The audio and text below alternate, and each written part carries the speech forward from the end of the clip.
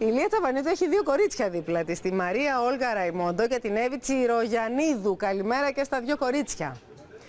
Τι κάνουν τα κορίτσια αυτά? Φτιάχνουν παιχνίδια. Δεν φτιάχνουν παιχνίδια, κατασκευάζουν παιχνίδια. Φτιάχνουν παιχνίδια στρατηγικής, τα οποία εμπνέονται, οργανώνουν, φτιάχνουν τους κανόνες, τα πάντα όλα μόνες τους.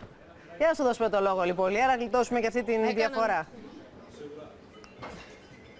Έκαναν το χόμπι τους επάγγελμα λοιπόν και επειδή αγαπάνε αυτό που κάνουν έχουν και πολύ μεγάλη επιτυχία. Όχι μόνο εδώ πέρα στη Θεσσαλονίκη, την Ελλάδα, αλλά κυρίως στο εξωτερικό. Θα μας πει η Μαρία Όλγα πώς προέκυψε αυτή η ιδέα. Η ιδέα ξεκίνησε γιατί εγώ και η Εύη μαζί με μεγάλη παρέα τα επιτραπέζια παιχνίδια τα έχουμε σαν χόμπι εδώ και πάρα πολλά χρόνια. Οπότε ήταν κάπως φυσιολογικό.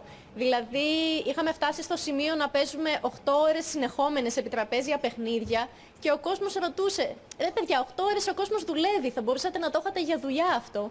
Και έτσι κάπως ήρθε η ιδέα και σκεφτήκαμε ότι ναι, θα ήταν καλή ιδέα να το κάνουμε. Φτιάξατε λοιπόν την εταιρεία, 1,5 χρόνο τώρα είστε στην ουσία. Ναι. Έχετε φτιάξει 2 επιτραπέζια.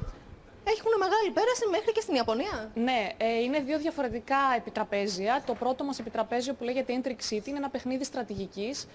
Χρειάζεται αφαιρετική σκέψη και όντως στο εξωτερικό έχει πάρα πολύ ζήτηση. Στην Ιαπωνία έχει ιδιαίτερο κοινό, στέλνουμε συχνά εκεί παραγγελίες. Το δεύτερο παιχνίδι είναι άλλο είδος παιχνιδιού, λέγεται 27th Passenger.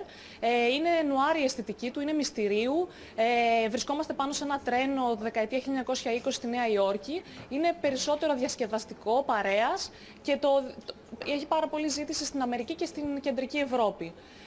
Ειδικά Γερμανία, Βέλγιο έχουν διαφορετικό κοινό τα 2 επιτραπέζια παιχνίδια. Και τι ακριβώς κάνετε, βρε κορίτσια? Δηλαδή φτιάχνετε παιχνίδια, είναι τόσο εύκολο? Όχι, η διαδικασία δεν είναι και τόσο απλή, η αλήθεια είναι. Είναι μια διαδικασία που μπορεί να κρατήσει μέχρι και 6 μήνες για να φτιαχτεί ένα παιχνίδι. Καταρχήν ερχόμαστε σε επαφή με τους λεγόμενους game designers. Αυτοί είναι τα άτομα τα οποία εμπνέονται τους κανόνες του παιχνιδιού, οι οποίοι ουσιαστικά μας παραδίδουν ένα φύλλο χαρτί με τους κανόνες.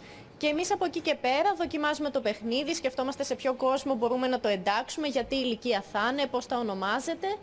Και στη συνέχεια, αφού καταλήξουμε σε όλα αυτά, ερχόμαστε σε επαφή με ζωγράφους, καλλιτέχνες γενικά και γραφίστες, οι οποίοι σχεδιάζουν τα σχέδια, κάνουν το παιχνίδι να έχει κάρτες, να είναι όμορφο, να έχει κουτί. Και το τελικό στάδιο που είναι η εκτύπωση του παιχνιδιού σε κάποιο εργοστάσιο ή εκτυπωτικό γραφείο. Ηλεκτρονικά παιχνίδια θα βγάλουνε, με ρωτάνε εδώ τα παιδιά στο στούντιο. Ηλεκτρονικά ετοιμάζουν τίποτα σε ηλεκτρονικό επίπεδο ή όχι? Προς το παρόν είναι επιτραπέζια παιχνίδια. Μάλιστα. Αλλά επειδή η τεχνολογία όντως εξελίσσεται, είναι στη σκέψη μας πώς θα μπορέσουμε αυτά τα δύο να τα συνδυάσουμε. Να είστε καλά, κορίτσια, ευχαριστούμε πάρα πολύ. Στο iPop για να ξέρουν πού μπορούν να βρουν τα κορίτσια. iPop.gr, δεν το συζητάμε. Να είστε καλά, Λία, ευχαριστούμε πολύ.